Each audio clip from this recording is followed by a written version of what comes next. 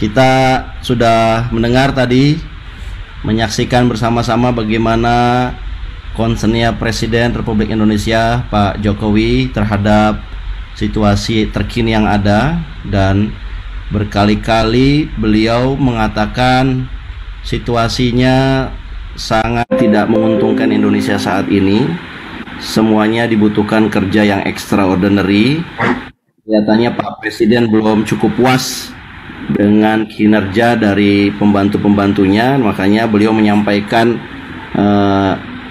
pidato yang menurut saya cukup keras, dan beliau sekali lagi menyampaikan sinyal yang sangat kuat sekali kepada masyarakat bahwa Presiden ingin melakukan banyak hal, termasuk membuat perpu lagi, yang sebetulnya perpu itu kan dalam kondisi extraordinary, kondisi gawat, tapi beliau katakan siap untuk mengeluarkan perpu untuk menyelamatkan masyarakat, memulihkan ekonomi dan lain sebagainya. Nah, tentu ini menjadi topik yang menarik untuk kita simak, dan kita sangat relevan sekali bicara mengenai topik kita pada hari ini dengan apa yang disampaikan oleh Pak Presiden tadi, untuk mengobservasi sebuah konsep failed state, ya, atau negara gagal. Kita akan mulai mungkin dari Bang Fadlizon. Assalamualaikum Bang. Saya ingin Abang memulai di kesempatan pertama ini untuk menanggapi Bang, kira-kira kalau konsep Abang dalam pertama sesuai dengan topik kita ya Bang ya, dengan konsep failed state, kira-kira yang mendasar ini, mungkinkah Indonesia melihat kondisi yang kita lihat, kondisi ekonomi tidak cukup baik, kemudian juga kita lihat juga daya serap anggaran, government spending juga cukup memprihatinkan, kira-kira apakah Indonesia bisa menuju ke failed state Bang? Dan sebenarnya apa menurut Abang kalau seandainya itu bisa, apa penyebabnya dan apa jalan keluarnya Bang? Mungkin Bang Fadlizon 20 menit ke depan saya persilakan. Silakan Bang. Terima kasih Mas Matnur, ya, atas kesempatannya. Yang saya hormati rekan-rekan yang saya tidak bisa sebut satu-satu, tapi terima kasih atas inisiatif dan mengundang banyak narasumber, termasuk last minute saya ikut diundang juga. Intinya saya kira terkait dengan failed state atau negara gagal ya, saya melihat bahwa ini sangat mungkin terjadi pada setiap negara, ya. Terutama yang terkait dengan bagaimana respons dari national leadership terhadap situasi dan kondisi yang tersedia, yang ada. Kalau kita melihat banyak sejarah negara-negara bangsa yang bangun dan kemudian jatuh, the rise and fall of the empire, the rise and fall of the nation states, gitu ya, yang juga saya kira sudah banyak ditulis, itu banyak sekali terkait bahwa kejatuhan sebuah negara, kegagalan sebuah negara, atau kelemahan sebuah negara itu sangat erat kaitannya tentu dengan satu situasi dan kondisi yang ada. Banyak faktor, misalnya termasuk faktor-faktor ekonomi, faktor-faktor sosial, budaya, pertahanan, dan lain-lain. Dan bagaimana respons dari national leadership-nya, kepemimpinan nasionalnya. Nah, saya ingin melihat misalnya kasus Uni Soviet, gitu. Kebetulan saya menulis skripsi itu tentang faktor etnonasionalisme dalam disintegrasi Uni Soviet, dan dibukukan skripsi saya itu tentang bubarnya negara Uni Soviet, ya. Nah, di dalam konteks Uni Soviet kalau kita lihat banyak kekuatan-kekuatan yang sebenarnya kekuatan koersif yang bisa mempersatukan sebuah negara yang begitu kuat adidaya superpower seperti Uni Soviet, yang lahir dari tahun 22 dan kemudian mengalami disintegrasi tahun 1991. Faktor-faktor itu misalnya Uni Soviet itu mempunyai militer yang sangat kuat, ya, mempunyai intelligence yang sangat kuat, kemudian mempunyai partai komunis yang sampai mengakar ke bawah, dan tentu ideologi yang ada di dalam kepala setiap orang. Tetapi begitu kuatnya juga Uni Soviet, akhirnya mengalami disintegrasi. Dan itu dimulai dari salah satu faktor yang paling penting adalah kepemimpinan yang lemah, weak leadership, gitu ya. waktu itu Gorbachev memang ada satu kondisi-kondisi tertentu yang dialami ketika itu, misalnya stagnasi ekonomi. Stagnasi ekonomi di zaman Brezhnev itu luar biasa. Kemudian ketika berganti kepada Andropov, pada Chernenko, dan kemudian pada Gorbachev, Gorbachev berusaha untuk melakukan reformasi. Yang kita sama-sama tahu waktu itu adalah glasnost dan perestroika. Kemudian ada demokratsia gitu. Glasnost itu secara sederhana diartikan sebagai keterbukaan, kemudian perestroika itu restrukturisasi ekonomi. Ini berusaha untuk menjawab ketika itu situasi ekonomi yang ada terutama. Ditambah pada tahun 86 kita saya menggarisbawahi juga ada satu ledakan di Chernobyl, itu salah satu instalasi nuklir yang paling penting yang berada di wilayah Ukraina, tapi itu masih di dalam Soviet ketika itu. Dan itu banyak juga menghabiskan biaya. Jadi bencana juga terjadi di saat krisis ekonomi, stagnasi. Dan respons Gorbachev itu ternyata kalau kita lihat secara singkat, perestroikanya itu mengalami kegagalan. Restrukturisasi ekonomi mengalami kegagalan. Kemudian glasnost-nya, keterbukaannya itu mengalami keberhasilan. Jadi kombinasi antara kegagalan perestroika dan keberhasilan glasnost itu ya menciptakan satu tuntutan-tuntutan kemerdekaan dari negara-negara bagian yang jumlahnya ada 15, termasuk dari negara Republik Rusia sendiri. Jadi ada macam-macam kan, ada Rusia, ada Ukraina, ada Uzbekistan, Kazakhstan, Turkmenistan, Tajikistan, Georgia, dan seterusnya. Nah, negara-negara yang tadinya ini terhimpun begitu kuat dengan satu ikatan yang juga sangat kuat, dan itu berkuasa selama lebih dari 70 tahun, kurang lebih 70 tahun, dan sangat koersif. Jadi ada yang merekatnya. Nah, ini akhirnya juga mengalami satu kegagalan karena Gorbachev dianggap seorang pemimpin yang lemah, terjadi distrust, ketidakpercayaan lagi dari masyarakat ketika itu kepada Gorbachev. Tentu Gorbachev sangat dielulukan oleh Barat ya, oleh Amerika ketika itu, apalagi di zaman itu masih di dalam suasana perang dingin. Langkah-langkah Gorbachev itu dianggap satu langkah-langkah yang tepat menurut Amerika dan sekutunya. Tetapi akhirnya dengan cepat juga kita lihat disintegrasi Uni Soviet itu meledak gitu ya. Muncul gerakan-gerakan etnonasionalisme, etnonasionalis di berbagai negara bagian, dan mereka menuntut langsung, tidak tedeng aling-aling gitu ya, misalnya referendum atau apa, tapi mereka langsung menuntut negara merdeka dan mendeklarasikan, memproklamasikan negara merdeka itu dalam waktu singkat, sehingga keruntuhan Uni Soviet ini sebagai salah satu window of analysis gitu, itu berjalan dengan begitu cepat gitu ya, dan tidak ada yang memprediksi begitu cepatnya karena tahun 80-an akhir itu terjadi memang revolusi di kalangan negara-negara sosialis ya, terutama di seperti di Polandia, kemudian di Cekoslovakia waktu itu, apa yang disebut sebagai Velvet Revolution atau revolusi Bludru, dan kemudian revolusi itu berjalan dengan cepat dan akhirnya runtuhlah. Dan ini juga menggagalkan tesis bahwa begitu terjadi diktator proletariat di dalam negara-negara sosialis komunis, ujungnya bukan the classless society, tetapi ujungnya adalah disintegrasi. Jadi memang terjadi kegagalan dari praktek-praktek komunisme itu. Nah, yang ingin saya garis bawahi adalah faktor leadership dan juga faktor-faktor pengikat yang begitu kuat saja bisa berantakan, bisa gagal. Nah, kalau kita lihat kepada Indonesia, bagaimana Indonesia ini menjadi sebuah negara, ini kan dari sebuah imajinasi.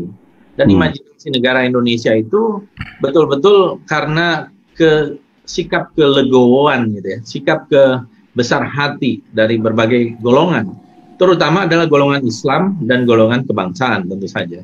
Dan tentu saja bisa menyatukan berbagai etnik yang ada. Nah, sampai sejauh mana ini bisa bertahan? Menurut saya, bertahannya Indonesia 75 tahun ini adalah sebuah mukjizat gitu ya. Bahwa Indonesia bisa bertahan sampai sekarang 75 tahun atau hampir 75 tahun. Ini adalah sebuah mukjizat yang luar biasa. Karena kalau kita analisa, dari berbagai sisi itu hampir tidak masuk akal.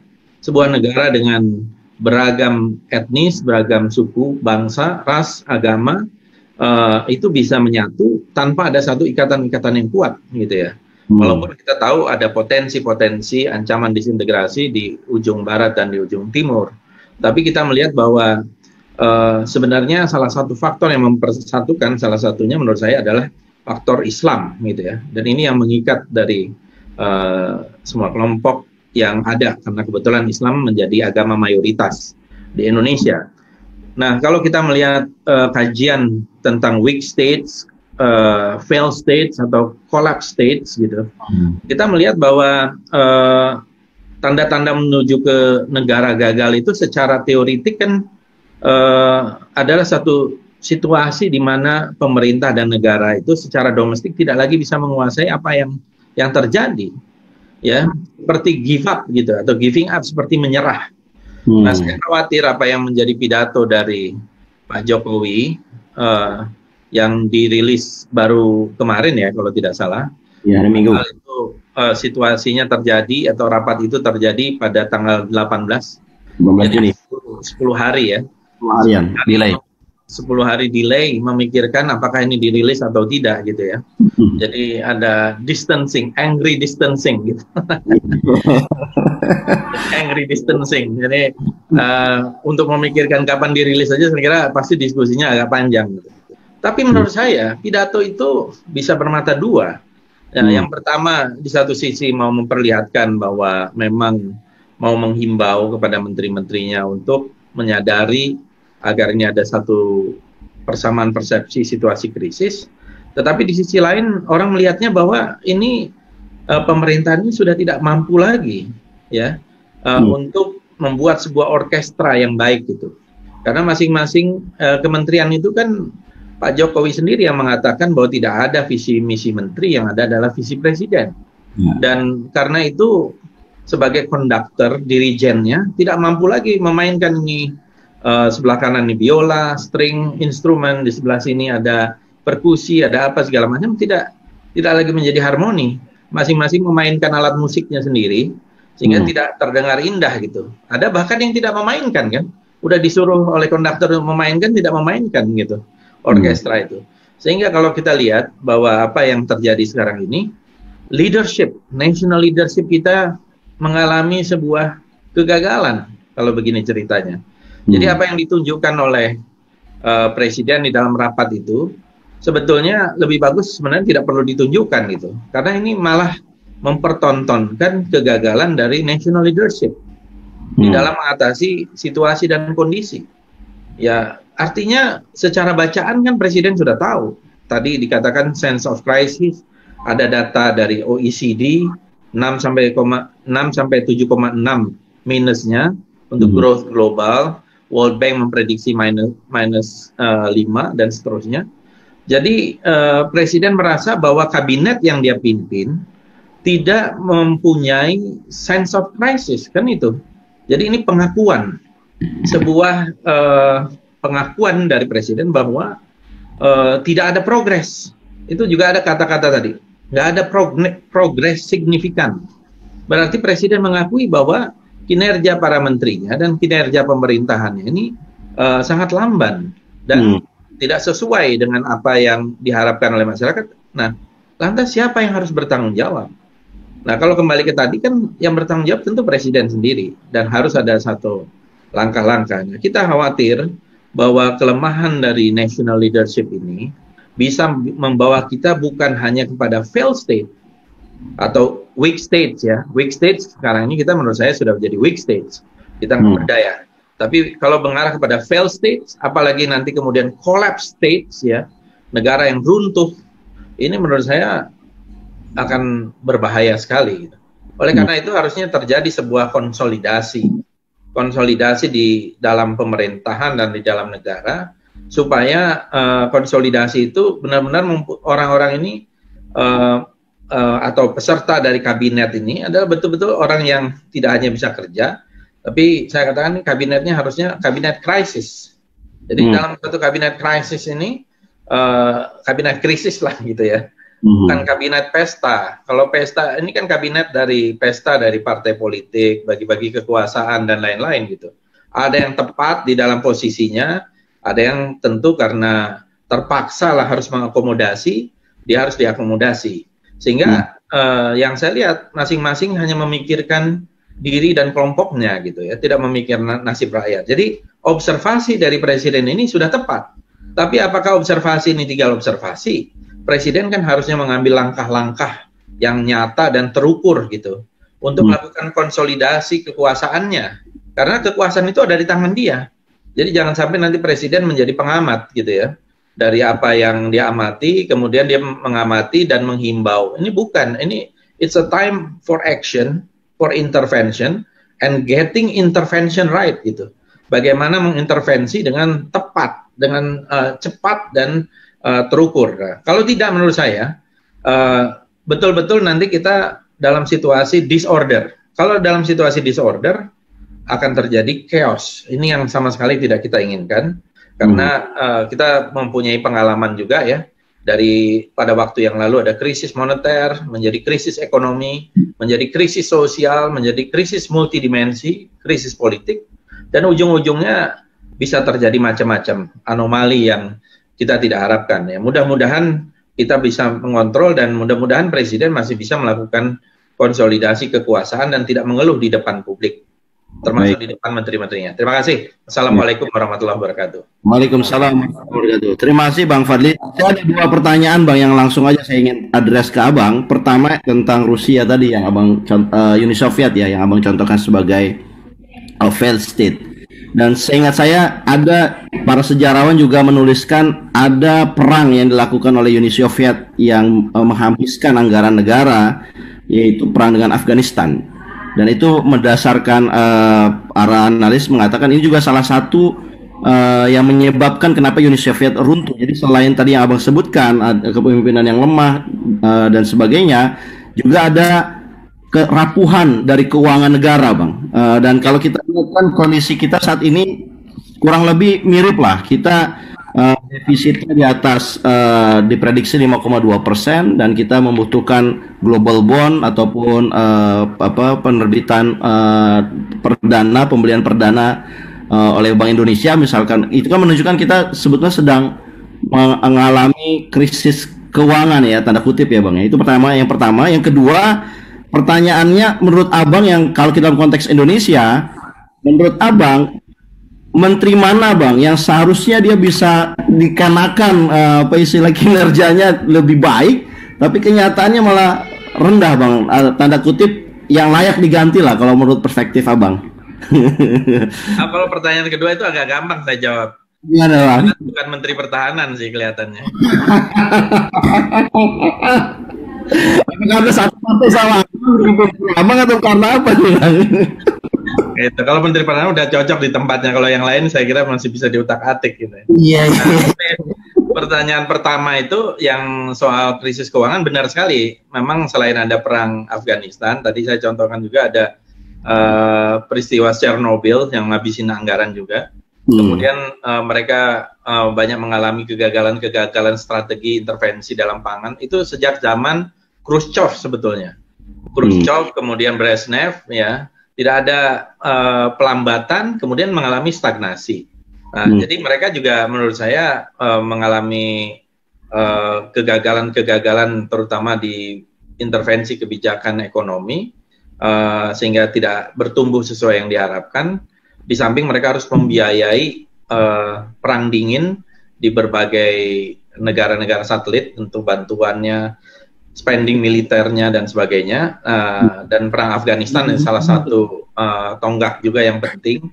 Dan ini dengan mudah membuka kotak Pandora itu faktor etnonasionalisme yang muncul kemudian membentuk sebuah gerakan-gerakan etnonasionalis untuk meminta